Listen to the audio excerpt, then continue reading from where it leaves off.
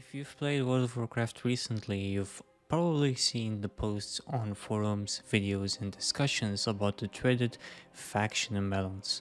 In Shadowlands, this has been no different. People have been screaming about the issue underlying Warcraft that there are more people on Horde than Alliance. In this video, we're gonna take a look at what happened, present, and looking forward.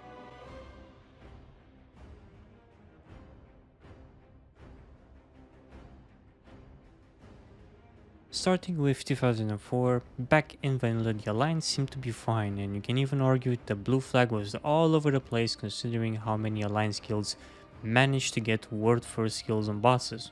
The only problem was that the Horde guilds were able to kill the last boss first, making them get the world first. Either way, it was fine and not something to really raise eyebrows over. 2007 comes and TBC hits the gates with a banger. While the beautiful space skies of Outland had no effect on what faction you played, the new Blood Elf race hit the road, and with many attempted immediately to sub due to the aesthetics.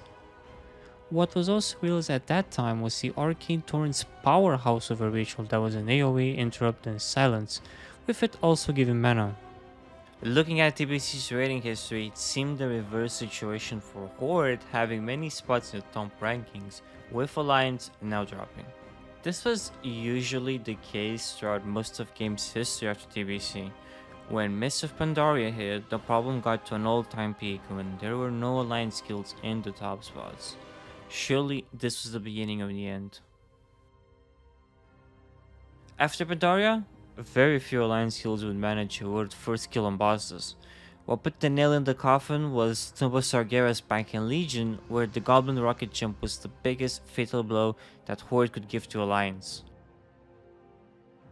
During BFA, it was a pure disaster in terms of balancing, with Alliance having maybe one or two representatives during the whole expansion. At this point, a new player that was purely watching the race toward first could probably have zero idea that the game had two factions.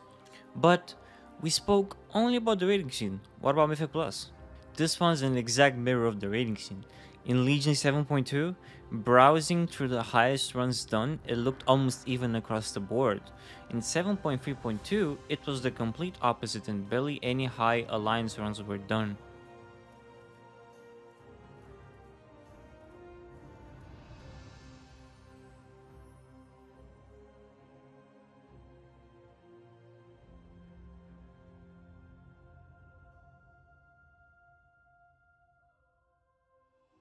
In BFA, we have the luxury of using some data provided by Radar.io.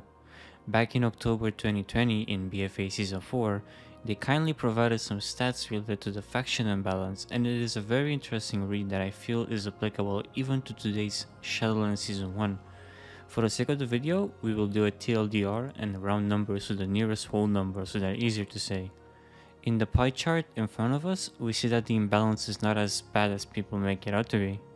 62% of the runs being Horde is not that big of an advantage as we probably would have expected. Where the issue seems to appear is that in those 62% of the runs, there are more above the plus 15 bar compared to Alliance, where pushing very high keys is almost an alien concept. And this leaves room for another very interesting topic coming up.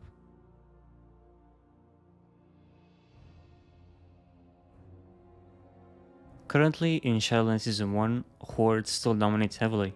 We had the Castle Nefria race toward first, which is purely Horde with the exception of Exorcist that decided to go Alliance. Something that flew a bit under the radar was that Limit and Echo, the winner and run-ups, were close to actually switching themselves as well due to the Dwarf racial being very good in Castle Nefria in their raid testing. I genuinely think Blizzard should have just let the Dwarf racial be that OP as a mistake to see if it would have done something to the imbalance. What about the normal player base that doesn't push forward first? Well, not that good. It's the same thing all over again. Mythic raiding guilds don't have the player base to recruit and they either disband or swap the Horde. Rarely something in between.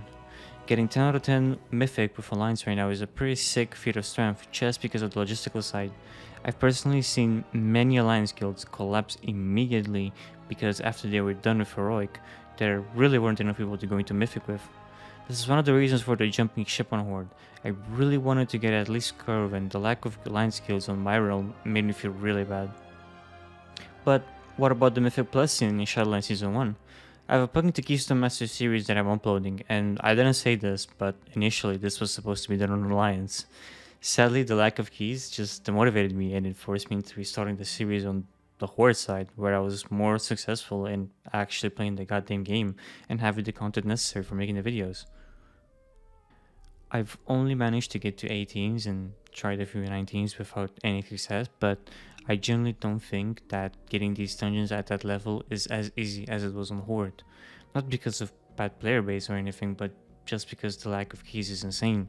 In the mornings it was almost impossible for me to record as there were close to 0 keys.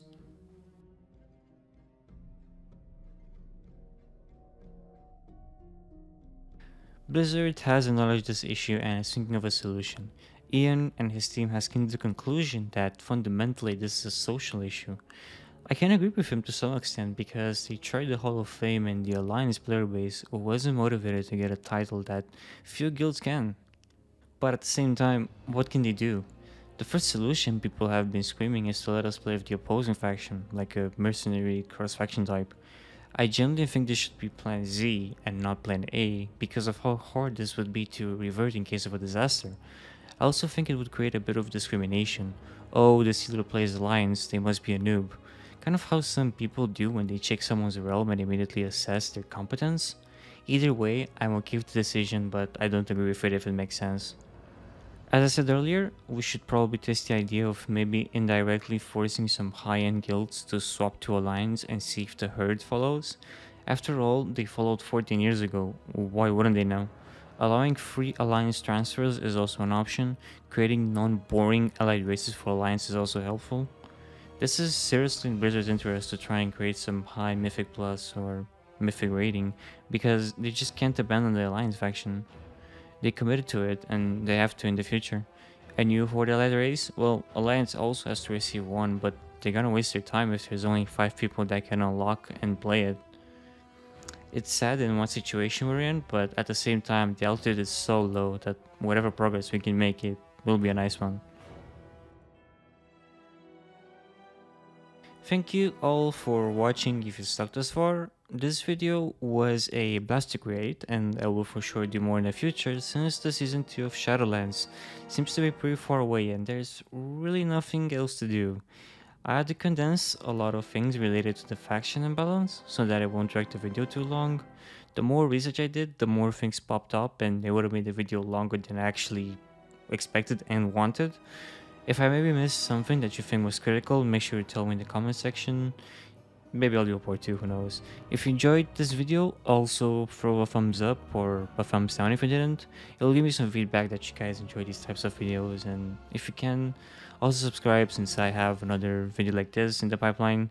Either way, I hope you have a wonderful day, take care of yourselves, and peace.